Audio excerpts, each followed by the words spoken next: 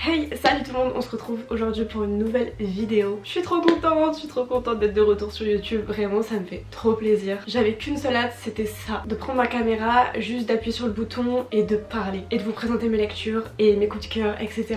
Ça fait à peu près 7 ou 8 mois, il me semble qu'il y a eu la dernière vidéo. J'en suis désolée, vraiment, la dernière année de master, elle m'a mis un crochet du droit comme ça. Et c'était compliqué pour moi de tout gérer, vraiment j'ai failli abandonner mon master tellement c'était stressant et j'étais à la limite du burn-out. À la suite de ça, du coup, j'ai ressenti un besoin énorme de m'éloigner. Donc je suis partie 3 mois en Asie, c'était incroyable. Je l'ai dit à toutes mes copines, mais ce voyage, j'ai l'impression qu'il m'a exorcisée. Toute la pression que j'ai ressentie pendant mes études, il y a tout qui est sorti. J'ai l'impression d'avoir fait que pleurer, c'était magnifique, j'ai fait des rencontres incroyables. C'est le plus beau voyage de ma vie. Et maintenant que je suis de retour, ben voilà, il va falloir revenir un peu à la vie normale. Vous l'entendez peut-être, je suis malade. Je suis restée pendant 3 mois au soleil et là de revenir au froid, c'est pas possible. Je suis passée de 30 degrés à 5 degrés, mon corps il a pas compris. Mais aujourd'hui je suis très contente de vous retrouver pour la première vidéo de 2026. Et pas des moindres puisque je vais vous présenter les 26 livres que j'aimerais lire en 2026. En premier, on commence avec un livre et pas des moindres puisqu'il s'agit de Quand nos os retourneront à la terre de V.E. Schwab, une belle bricasse. Vraiment, il a l'air incroyable. On est sur une histoire de vampire. D'habitude, je suis pas hyper fan, mais j'ai remarqué depuis pas très longtemps que j'étais une grande fan des histoires où la protagoniste est immortelle. Je trouve qu'il y a une certaine maturité en fait du coup dans ce qu'ils ressentent et j'adore quand ils décrivent les paysages et qu'on les suit au fur et à mesure de leur vie, de tous les voyages qu'ils vont faire, de toutes les personnes qu'ils vont rencontrer et tout. J'adore, vraiment je suis trop fan. Et là on va être sur une romance il me semble entre deux femmes. Une personne tout à fait lambda qu'une vampire va transformer en vampire. Et voilà, va y avoir je pense toute cette acceptation de cette nouvelle vie etc.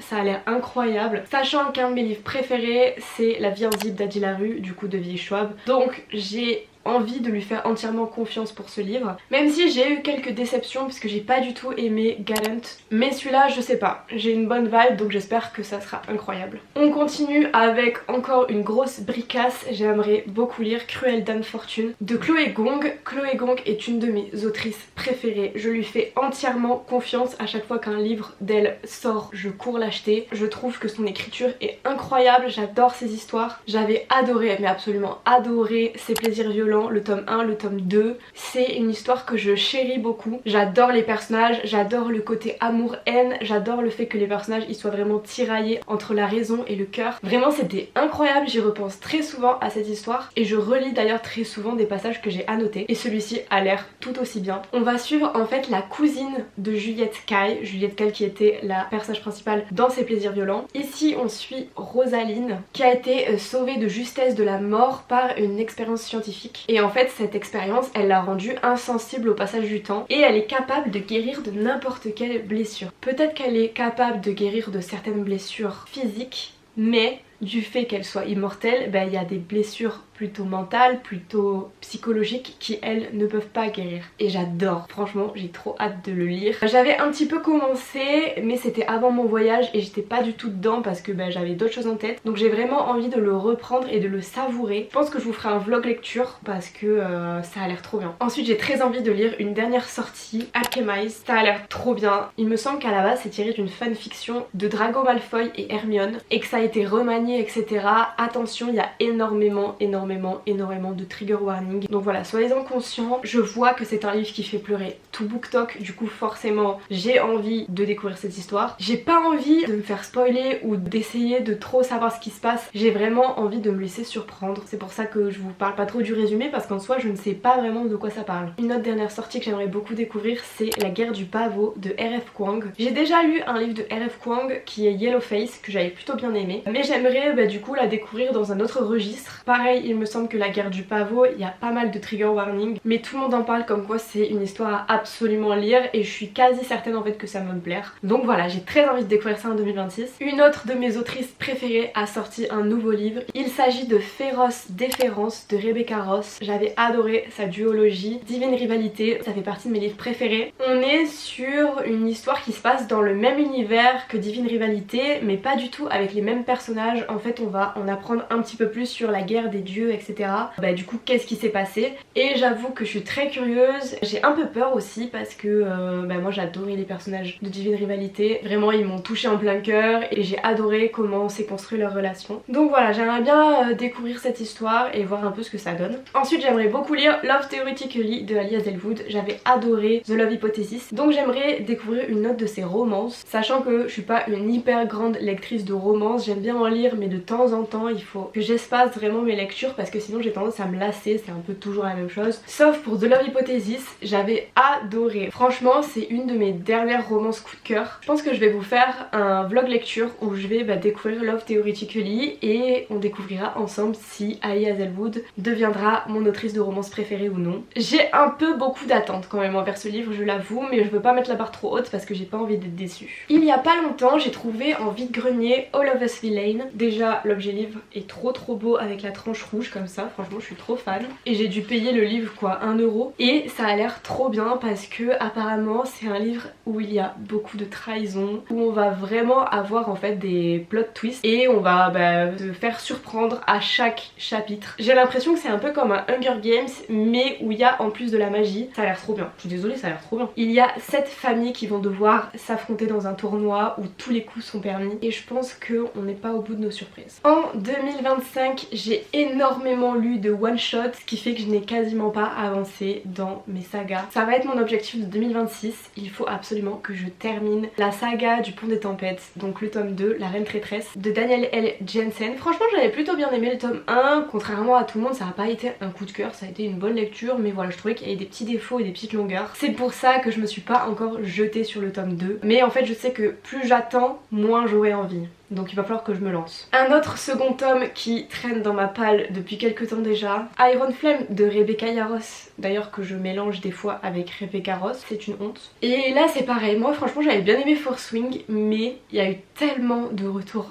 négatifs sur ce second tome que j'ai très peur. J'ai très peur et du coup ça m'empêche de me lancer parce que j'ai littéralement acheté cette saga pour l'objet livre, je me suis fait avoir par la couverture et par le jaspage et cette magnifique édition. Mais voilà, faut que l'histoire suive derrière en fait. Certes c'est très beau etc mais il faut que ça soit aussi bien que beau. Donc n'hésitez pas à me hyper un petit peu en commentaire, vraiment il faut que je me lance, il faut que je me lance, j'ai pas le choix, je vais pas la laisser prendre la poussière pendant 107 ans. Ensuite on a une saga qui va être à la fois une découverte et une redécouverte d'une certaine manière. Il s'agit de la saga Hunger Games. J'ai adoré les films, je pense que ça fait partie de mes films préférés quand j'étais adolescente et on m'avait offert à sa sortie, c'est pour vous dire depuis combien de temps cette saga est dans ma palle, le premier tome que j'avais lu et à la suite de ça on m'a acheté la suite que je n'ai jamais lu. Il serait temps de se bouger les fesses et de découvrir cette saga qui est quand même emblématique. Donc ce serait de lire le tome 1, le tome 2 et le tome 3, mais également de découvrir le préquel, La balade du serpent et de l'oiseau chanteur, qui est donc sur l'histoire de Snow. J'avais adoré le film, littéralement quand il est sorti au cinéma, j'ai couru pour aller le voir et j'ai adoré. J'adore quand les personnages en fait c'est des bad guys et qu'ils sont pas ni tout noirs ni tout blancs. J'ai trop envie en fait de découvrir l'histoire de Suzanne Collins, vraiment ses mots à elle. Et je pense que pareil je vous ferai un vlog lecture parce que je pense que ça pourrait être hyper intéressant. Ensuite j'aimerais beaucoup lire le tome 2 de Cold Case Academy de Jennifer Lynn Barnes. Il faut savoir que sa saga Inheritance Game, moi j'avais adoré. Je me rappelle que je le lisais en e-book sur mon téléphone quand je prenais les transports en commun et j'adorais avoir cette histoire pour m'accompagner dans ma vie au quotidien et vraiment elle a laissé un grand vide quand ça s'est fini. Et franchement le tome 1 avait été une agréable surprise. On va suivre en fait une école qui va recueillir des orphelins il me semble, qui ont des particularités psychiques. Par exemple on va voir quelqu'un qui va pouvoir déterminer les émotions de la personne qu'il a en face de lui, une personne avec une grande perspicacité, un peu comme des petits super pouvoirs. Et en fait ces enfants là dans cette école ils vont être utilisés pour résoudre des meurtres non résolus. Donc voilà, pas simple l'histoire parce que parfois c'est des meurtres qui ont été réalisés 10 ans en arrière, plus témoins, il y a que en fait les pièces à conviction et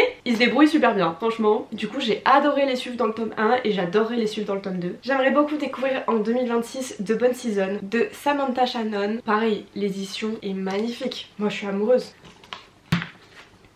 Il faut dire que je l'ai peut-être un peu acheté pour son édition. Le plaisir des yeux avant tout, je ne sais pas vraiment de quoi ça parle. Voilà, pour être honnête, tout le monde en parle, du coup j'ai eu envie de le découvrir, je l'ai acheté. Je me suis pas posé plus de questions que ça. J'ai trop hâte. On a une autre suite de saga. J'aimerais beaucoup lire le tome 5 de la saga d'Oren. La saga d'Oren, j'ai un peu une relation particulière avec cette histoire. J'avais pas trop aimé le premier tome, c'était hyper cru, pareil, faites attention au trigger warning. On est sur un protagoniste qui interagit avec Oren qui est absolument toxique et en fait j'avais trop peur que ce protagoniste là devienne le boyfriend de Oren et en fait bah non, pas du tout et heureusement. J'avais adoré la suite, le tome 2, le tome 3, je trouvais que l'évolution d'Oren était incroyable mais j'étais très déçue par le tome 4, ce qui fait que je ne me suis pas encore lancée dans le tome 5. J'ai un peu peur. Je pense que je vais pas tout de suite le lire là en ce début d'année parce qu'il y a le tome 6 qui va bientôt sortir et je me dis que ça peut être cool d'enchaîner le tome 5 avec le tome 6. Comme ça je suis sûre de pouvoir clôturer la saga et on n'en parle plus. Tout à l'heure je vous ai parlé des livres de Chloé Gong mais j'ai oublié de vous en présenter un. J'aimerais beaucoup lire Violence au bout du fil. Je pensais que la saga Cruelle Dame Fortune dont je vous ai parlé tout à l'heure était en 3 tomes. En fait non, cette saga n'est qu'en 2 tomes et le tome qui est sorti qui s'appelle Violence au bout du fil, c'est plusieurs nouvelles des personnages de Ses plaisirs violents. Comment ça j'étais pas au courant? C'est incroyable. Du coup je vais absolument l'acheter, absolument le lire, absolument vous faire un retour parce que j'ai l'impression que personne n'en parle alors que la saga Ses plaisirs violents a quand même fait du bruit donc je trouve ça un peu bizarre. Est-ce que personne n'en a parlé parce que personne n'était au courant ou est-ce que personne n'en a parlé parce que les histoires valent pas forcément le coup? Je vais devoir résoudre ce mystère. C'était une de mes meilleures lectures de 2025. J'aimerais beaucoup lire la suite de La femme de ménage. Faut savoir que je lis pas énormément de thrillers donc quand j'ai commencé La femme de ménage moi j'ai trouvé ça hyper addictif et je l'ai lu en 2 jours. L'histoire m'a beaucoup surprise mais c'est vrai qu'au fur et à mesure que je lis des livres de Freda McFadden j'ai l'impression que c'est un peu toujours la même chose et qu'elle a une certaine haine envers les hommes sauf que bah du coup c'est un peu toujours les mêmes plot twists. Donc j'aimerais voir si c'est également le cas pour le tome 2.5 et le tome 3 de La femme de ménage ou si elle essaye de nous surprendre d'une manière différente. Dans tous les cas je sais que ça va être des lectures qui vont se lire super vite. J'aimerais notamment les lire pourquoi pas dans une vidéo 24 heures de lecture parce que on peut pas lui enlever ça, son écriture est une écriture qui est quand même très efficace. Elle nous prend par la main et elle nous lâche plus et les pages défilent mais toutes seules. Ensuite j'aimerais beaucoup lire un livre qu'une de mes collègues de travail m'a offert pour mon pot de départ, adorable. Il s'agit de La société secrète des sorcières extraordinaires. Ça a l'air hyper cosy, ça a l'air hyper doux, hyper doudou. J'ai absolument besoin de ça en ce moment. Donc je pense qu'il va faire partie de mes lectures de cette première moitié de l'année. Comme le titre l'indique, on est sur une histoire de sorcière, mais on est dans un univers hyper moderne parce que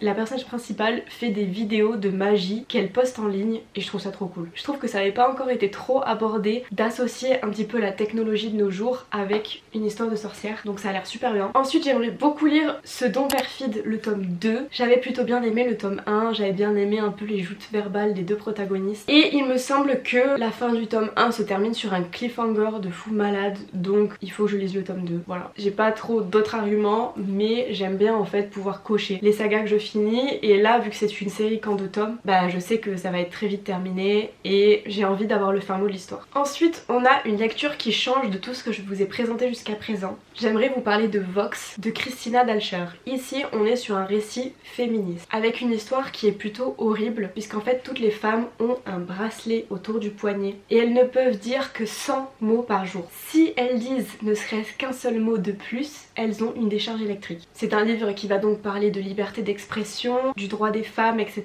Ça a l'air vraiment pas mal, j'ai trop hâte. On arrive bientôt à la fin, j'aimerais beaucoup découvrir le retour de Sahin de Maël Po. Le pitch me plaisait trop, on va être sur une romance entre la protagoniste principale et la voix qui vient hanter sa tête. C'est fou, j'adore quand les histoires d'amour des fois ne vont pas être basées en fait que sur le physique et vont être plutôt basées sur une profonde connexion parce que là du coup la personne elle a même pas de corps et malgré tout ça va matcher. Vraiment trop curieuse. Et enfin le dernier livre que j'aimerais lire en 2026 c'est Phobos de Victor Dixon. Moi quand on me dit c'est une télé-réalité dans l'espace, franchement je suis trop hypée. C'est un livre que beaucoup connaissent déjà mais je me suis pas encore lancée et je pense que je pourrais vraiment beaucoup aimer. J'avais trouvé cette édition collector en vide-grenier pareil pour 2 € et je la trouve trop belle. Je trouve que c'est un peu un classique de la littérature française et je suis un peu honteuse de pas encore l'avoir lu. Et voilà, je vous ai présenté les 26 livres que j'aimerais absolument lire en 2026. Je garantis pas qu'ils soient tous lus parce que je suis quand même beaucoup une mood reader, c'est-à-dire que j'arrive difficilement à m'obliger à lire un livre et je choisis généralement mes lectures un petit peu au pif en fonction de mes envies. Donc voilà, il y a sûrement d'autres lectures qui vont venir rythmer mon année, mais c'est pas grave. Là c'est, on va dire, une petite prédiction et même pour vous, que vous puissiez un petit peu plus connaître mes goûts et ce que j'aime lire. En tout cas, j'espère que la vidéo vous aura plu. N'hésitez pas à me dire vous en commentaire